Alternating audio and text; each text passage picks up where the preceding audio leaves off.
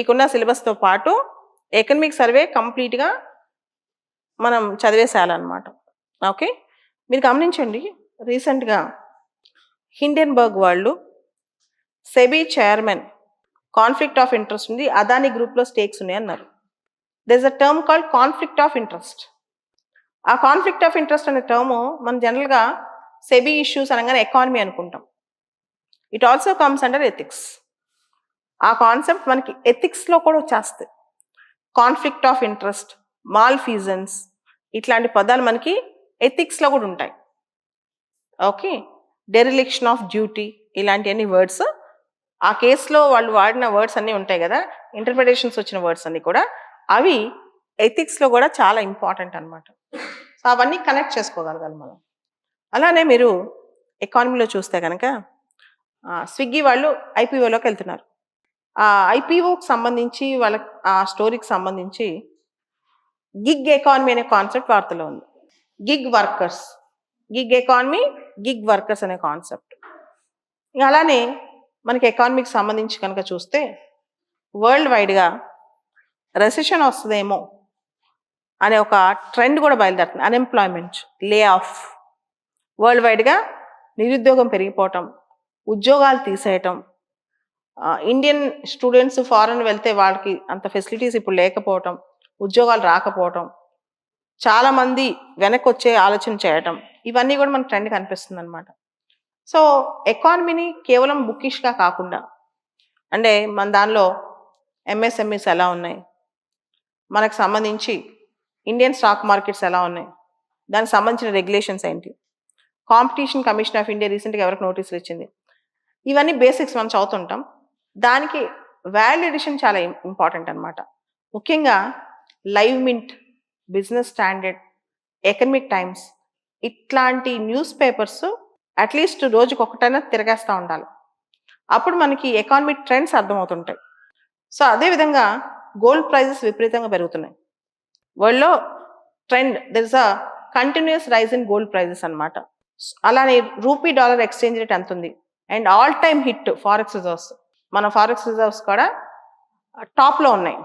So ఎందుకున్నాయి, forex reserves అంటే ఏంటి, ఇట్లా మీరు న్యూస్ చూస్తూ కూడా, ఎకానమీలో జరిగే అప్డేట్స్ చూస్తూ కూడా ఎకానమీ కొంత నేర్చుకోవచ్చు. సో కేవలం నేను బుక్కే చూసి చదువుతాను, సివిల్స్ ఎకానమీ పాస్ అవుతానంటే అట్లా కాదు. ప్రాక్టికల్ అప్లికేషన్స్ చాలా అవసరం. రీసెంట్గా IMF deputy managing director Geeta Gopinath ఇండియాకి వచ్చారు. వచ్చినప్పుడు ఆవిడ కొన్ని స్టేట్మెంట్స్ ఇచ్చారు. గీతా గోపీనాథ్ ఇండియన్ ఎకానమీ గురించి కొన్ని ప్రత్యేకమైన స్టేట్మెంట్స్ ఇచ్చారు. అవి కూడా మనం తీసుకోవాలి. ఇంటర్నేషనల్ రిపోర్ట్స్ కానీ, మన ప్రాస్పెక్ట్స్ ఎలా ఉన్నాయి వాటికి సంబంధించిన అంశాలు కానీ, మన గ్రోత్ రేట్స్ ఎలా ఉన్నాయి వాటికి సంబంధించిన అంశాలు కానీ, ఇవన్నీ కూడా మనం కన్సిడర్ చేయాలి. చేసి మన ఎకానమీ ప్రిపరేషన్కి ఇవన్నీ యాడ్ చేయాలి.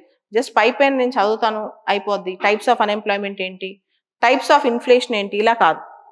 This is the old method of preparation అనమాట. సో ఎకానమీకి సంబంధించి ఏ అప్డేట్ వచ్చినా మనం దాన్ని ఎక్కువగా, so for example India, Modi గారు రీసెంట్గా ఇండిపెండెన్స్ డే స్పీచ్ అప్పుడు ఇండియాలో హండ్రెడ్స్ ఆఫ్ స్పేస్ స్టార్టప్స్ బయలుదేరాయి అని చెప్పారు. Hundreds of space startups, what is a startup and what is a unicorn business or unicorn industry or unicorn company, ఇట్లా ప్రతి దాన్ని మీరు రీసెంట్గా గ్లోబల్ ఇండియాలో రీసెంట్గా ఫిన్టెక్ సమ్మిట్ కూడా జరిగింది. అండ్ నెక్స్ట్ వీక్, ఈ వీక్లో 5వ తారీఖు 6వ తారీఖు హైదరాబాద్లో గ్లోబల్ ఆర్టిఫిషియల్ ఇంటెలిజెన్స్ సమ్మిట్ జరుగుతుంది. హైదరాబాద్లో హైటెక్స్లో AI summit, global AI summit హైదరాబాద్లో జరుగుతుంది. సో ఇవి మనం అప్డేట్లో ఉండాలి. కేవలం ఊరికే స్టాటిక్ చదవటం కాదు, ఎవ్రీ అప్డేట్ అనేది మనకు తెలుస్తూ ఉండాలన్నమాట. గ్లోబల్ ఏఐ సమ్మిట్ గురించి చదువుతుంది ఇదంతా. తర్వాత పాలిటీ కూడా మీరు గమనించండి.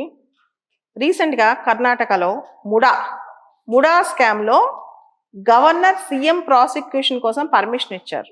గవర్నర్ సీఎం ప్రాసిక్యూషన్ కోసం పర్మిషన్ ఇవ్వచ్చా అనే దాని మీద చర్చ జరిగింది. ఆ క్లారిటీ మనకు ఉండాలి.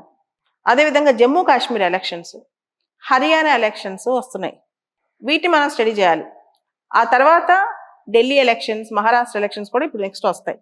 వాటిని కూడా మనం కంటిన్యూస్గా ఏం జరుగుతుంది ఎలక్షన్స్లో అనే దాని మీద మనం దృష్టి పెట్టాలన్నమాట. సో ఇవన్నీ కూడా trends in the preparation. Science and టెక్నాలజీలో మీకు తెలుసు గగన్యాన్, చంద్రయాన్ 3 అయిపోయింది, we're getting ready for Chandrayaan 4. అలానే ఇస్రో అచీవ్మెంట్స్ అనేవి it was reusable launch vehicle technology, RLV technology. ఇప్పుడు ట్రెండ్ అంతా సైన్స్ అండ్ టెక్నాలజీ ట్రెండ్ మొత్తం ఇండియాలో RLV టెక్నాలజీ మీద ఎక్కువ ఫోకస్ పెడుతున్నారు, క్రయోజెనిక్స్ మీద ఎక్కువ ఫోకస్ పెడుతున్నారు. సో వీటిని మనం రిపీటెడ్గా వస్తున్నాయి క్వశ్చన్స్. అలానే సైన్స్ అండ్ టెక్నాలజీలో యూపీఎస్సి కానీ పబ్లిక్ సర్వీస్ కమిషన్ అయినా ఎక్కువగా ఫోకస్ చేసే ఏరియా బయోటెక్నాలజీ. అలానే IR అప్డేట్స్. రీసెంట్గా మోడీ గారు ఉక్రెయిన్ వెళ్ళారు, పోలాండ్ వెళ్ళారు, తర్వాత ఉక్రెయిన్ వెళ్ళారు. మలేషియన్ ప్రైమ్ మినిస్టర్ ఇండియాకి వచ్చారు. రీసెంట్గా మనం చూస్తే హెజ్బుల్లాకి ఇజ్రాయెల్కి మధ్య తీవ్రమైన ఘర్షణలు జరుగుతున్నాయి. ఎప్పుడెప్పుడా అన్నట్టుంది ఇరాన్ వర్సెస్ ఇజ్రాయెల్ వార్. ఇరాన్కి ఇజ్రాయెల్కి డైరెక్ట్ కాన్ఫ్రంటేషన్ వస్తుందేమో, ఏ క్షణమైనా రావచ్చు అనే విధంగా ఉంది ప్రపంచం. అదేవిధంగా ఈ సంవత్సరం అక్టోబర్లో SCO సమ్మిట్ జరగబోతుంది పాకిస్తాన్లో. సో ఇలా ప్రతి అంశం మనం గమనించుకుంటూ వెళ్ళాలి. అదే ప్రిపరేషన్. సివిల్స్ ప్రిపరేషన్ అనేది అదొక flow, you should be in that flow. అంతేగాని ఈ పుస్తకం చదివాను ఈరోజు అయిపోయింది అది కాదు. సో నేనైనా కోచింగ్ సెంటర్లో అయినా కొంత చెప్తారు సబ్జెక్ట్, కానీ ఆ సబ్జెక్ట్ని బేస్ చేసుకుని మనం ఎంత ఇవాల్వ్ అవుతున్నాం, మనం ఎంత ముందుకెళ్తున్నాం, దాన్ని ఎలా కనెక్ట్ చేసుకుంటున్నాం అనేది చాలా ఇంపార్టెంట్ అనమాట.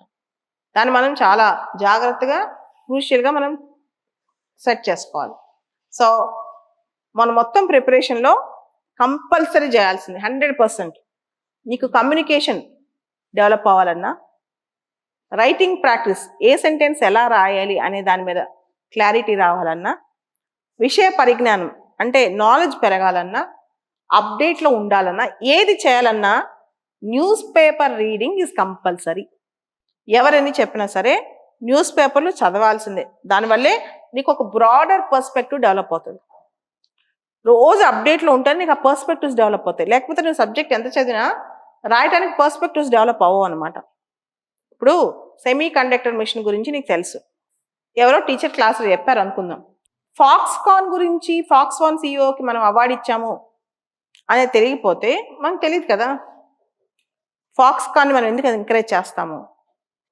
So you need to connect the things, you should read between the lines అనమాట.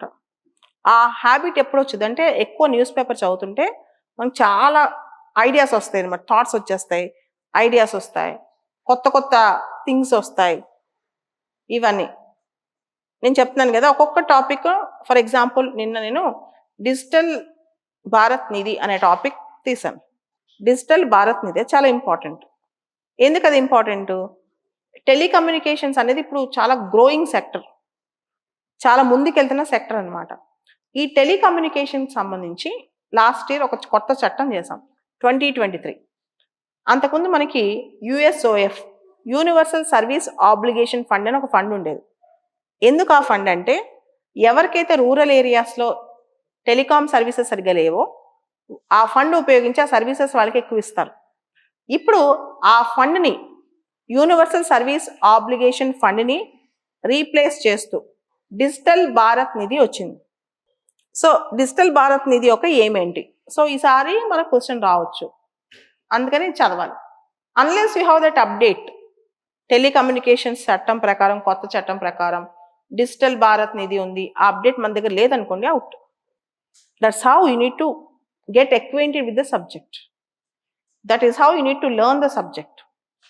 సబ్జెక్ట్ జాగ్రత్త జరగాలి. అంతెందుకు, పారాలింపిక్స్ జరుగుతున్నాయి. ఒలింపిక్స్ అయ్యాక కొన్ని రోజులు వెంటనే కొన్ని రోజుల తర్వాత అదే ప్లేస్లో పారాలింపిక్స్ పెడతారు. ఫిజికలీ ఛాలెంజ్డ్ ఎవరికైతే ఇంపైర్మెంట్స్ ఉన్నాయో వాళ్ళకి పెట్టేదే పారాలింపిక్స్ అనమాట. సో ఈ పారాలింపిక్స్లో ఒలింపిక్స్ కన్నా మనం బాగా పర్ఫామ్ చేస్తున్నాం కనిపిస్తుంది. గోల్డ్ కూడా వచ్చింది ఆల్రెడీ మనకి, షూటింగ్లో గోల్డ్ మెడల్ కూడా వచ్చింది అవనీ లేఖరా అనే అమ్మాయికి. ఈ నాలెడ్జ్ లేకపోతే మీరు ఎస్ఏ రైటింగ్లో, ఎథిక్స్ ఆన్సర్ రైటింగ్లో ఎక్కడైనా ఉపయోగించుకోవచ్చు కదా, unless you have that update. అది. So civil services exam is all about being in the flow. What do you mean by being in the flow? Being in the flow means and implies you should be current, you should be live all the time, you should get acquainted, you should have that sense of real-time experience of all of what is happening in the country and the world. You should actually always be in touch with current updates in all the subjects.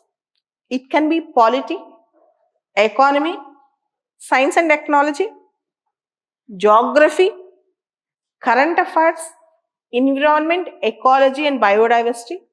It can be sports, it can be agriculture related issues. In most of the topics, there will be almost every day, there will be some detail and there will be some update. Unless you have that update, you will be a back runner in civil services.